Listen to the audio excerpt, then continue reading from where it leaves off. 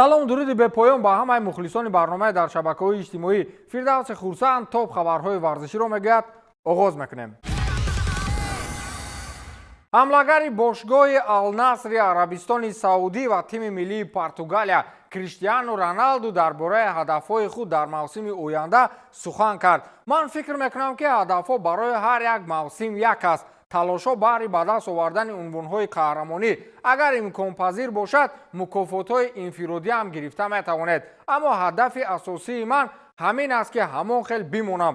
ҳамон Криштиану Роналдуе бошам, ки маро дар ин мавсим дида будед. яъне ҳар кори аз дастам меомадаро анҷом диҳам, то бо Ал-Наср ва тими миллии Португалия ба ҳадафҳоям бирасам. нигоҳ доштани сатҳи бозии худ он чизест, ки ман бештар мехоҳам, гуфтааст Криштиану Роналду. қаблан Роналду чун нишонзани беҳтарин дар Пролигаи Арабистони Саудӣ кафши тиллоӣ гирифта буд. ҳамлавари португалӣ бо 35 гол ва 11 ассист аз майдон берун шуда буд. ҳамин тариқ Криштиану Роналду аввалин беҳтарин нишонзан дар 4 чемпионати миллӣ гардид. дар Манчестер Юнайтед соли 2008 беҳтарин нишонзани Англия, дар сафи Реал Мадрид беҳтарин нишонзани чемпионати Испания солҳои 2011, 14 ва 2015 ва дар ҳайати Ювентус дар чемпионати Италия соли 2021 голзани беҳтарин гардида буд. Роналдуи 39 сола аз моҳи январи соли 2023 дар тими Ал-Наср бозӣ мекунад. шартномаи ҳамловар бошад то охири моҳи июни соли 2025 амал мекунад. дӯстони азиз, акнун таваҷҷӯҳ кунед ба як эълони муҳим. як-ду бародарои тоҷикмон дар Россия, махсусан дар бозори машҳури Садовод, як тиҷорати фурӯши сумкаҳои брендро сар карданд. молои босифат доранд ва тамоми борҳошон аз брендҳои машҳури ҷаҳонӣ аст. сумка барои мактаб, барои саёҳату сафар баромадан, барои занҳо ва духтарон ва инчунин кӯдакону наврасон ва умуман тамоми намуди борҳоро доранд. ино чизое ҳастанд, ки дар ҳаёти мо хоҳӣ нахоҳӣ дар кор мешавад ва мерем аз ким кадом мағозаҳои бегонаву шахсони номаълум мехарем. чӣ гуфтаниам? биёед бачаҳо дар мамлакатҳои ғариб фақат бачаҳои худиро дастгирӣ мекунем. худатон дидед, ки бегонаҳо бо мо чӣ хел муносибат карданд. бигзор бародарҳои худамон пеш раванд ва мебинӣ, ки оянда ин нафарон муваффақ мешаванд ва боз кӯмаку дастгирӣ навбати онҳо мешавад. ягона хоҳиши ин бародарон ин будааст, ки ба телеграм-канали онҳо подписатсия кунем ва дӯстони дигарамонҳо ҳам даъват намоем. ҳамон қадар шумораи обуначиҳо зиёд шавад, ҳамон қадар беҳтар. ҳам ман соҳиби як сумкаҳаки бепул мешавам, ҳам кори бачаҳо пеш мераванд. мебинӣ, ки дар оянда ин бачаҳо ягон раҳими ғармии дигар мешаванд ва боз онҳо чандин мардуми худамонро дастгирӣ мекунанд. ба умеди зиёд шудани подписчикои ҳамин ғариббачаҳои тоҷик ҳама каса рафтем подписатсия мекунем. чӣ гуфтед? силкаи телеграм-канал ҳам дар ҷои описания, ҳам дар ҷои комментария. кани рафтем чанд касем? Кевин Де Брюйне оиди гузариши эҳтимолияш ба Арабистони Саудӣ сухан кард. нимҳимоятгари Манчестер Сити Кевин Де Брюйне изҳор кард, ки омодаи гузариш ба чемпионати Арабистони Саудӣ мебошад. ӯ дар ин бора чунин гуфт: дар синни ман шумо бояд ба ҳама пешниҳод розӣ бошед. гап сари маблағи бениҳоят зиёде меравад, ки метавонед дар фарҷоми маснади варзишии худ ба даст оред. баъзан шумо бояд дар бораи он фикр мекунед: агар ман 2 сол дар Арабистони Саудӣ бозӣ кунам, метавонам маблағи бениҳоят зиёде кор кунам. эҳтимолан назар ба 15 соли пеш бештар пул кор мекунам. ёдовар мешавем, ки нимҳимоятгари 32 солаи мунтахаби Белгия аз соли 2015 инҷониб дар сафи бошгоҳи англисии Манчестер Сити баромад мекунад.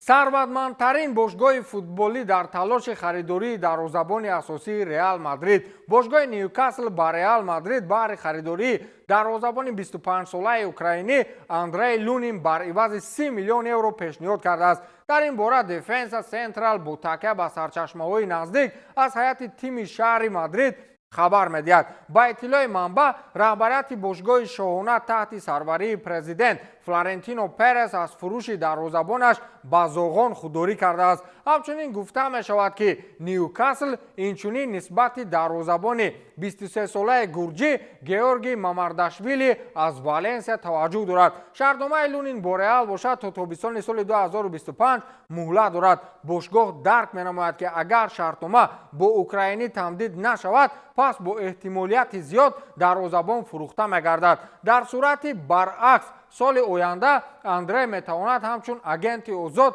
тими Мадридро тарк намояд. моҳи октябри соли 2021 фонди мустақили сармоягузории арабистони саудӣ баробарии шоҳзода муҳаммад бин салмон оли саудӣ ньюкаслро бо маблағи 300 миллион фунт стерлинг харидорӣ карда буд. сарвати шоҳзода дар умум 1.14 триллион доллар арзёбӣ мешавад. бояд гуфт ки нисбати дарозабони реал ҳамчунин бавария, манчестер юнайтед ва бетис мароғ зоҳир карданд.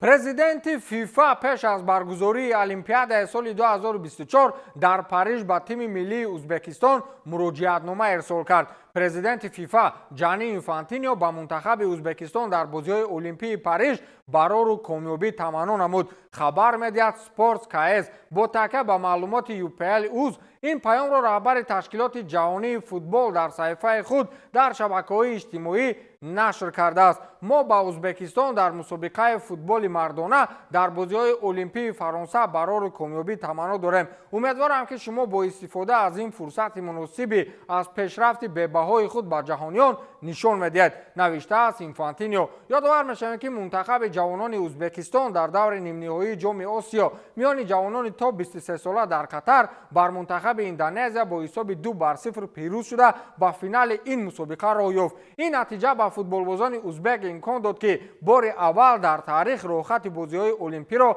ба даст оранд. дар бозии ҳалкунандаи мусобиқа дастаи мазкур аз ҳамсолони худ аз ҷопон бо ҳисоби 0-1 шикаст хӯрд. ҳамин тариқ ҷопон қаҳрамони ҷоми Осиё миёни наврасони то 23 сола шуда мунтахаби ҷавонони Узбекистон мақоми дуюмро касб кард. ин барояшон имкон дод ки барои нахустин бор дар таърих ба бозиҳои олимпӣ роҳхат бигиранд. мо барояшон барор мехоҳем.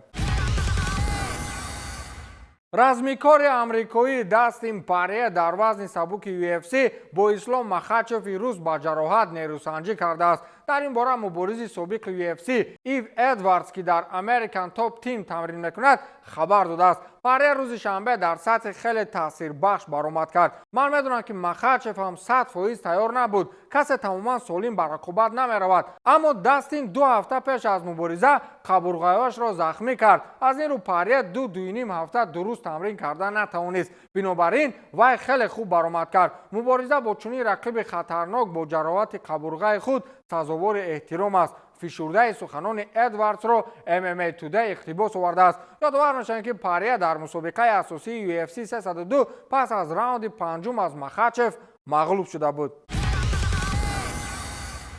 номи ҳадафи асосии трансфери тобистонаи Барселона маълум шуд. ба иттилои Diario Sport ин бозингар вингери Атлетик Билбао Нико Уильямс мебошад. директори варзишии Барселона Деко аллакай бо агенти футболбоз тамос гирифта ваъда додааст ки барои анҷоми созишнома ҳама кори аз дасташ меомадаро мекунад. ба гуфтаи манбаъҳо маблағи ҷуброн аз 50 то 60 миллион евроро ташкил медиҳад. Барселона ният дорад маблағи зиёдтар пешниҳод кунад то Атлетик розӣ шавад. дар мавсими имсола Уильямс 37 бозӣ карда ба задани 8 гол ва 17 ирсоли головар ноил гардидааст. ин хабарҳои охирини варзиш буд ва онро ман Фирдавси Хурсанд бароятон гуфтам. то нашри навбатӣ хайр.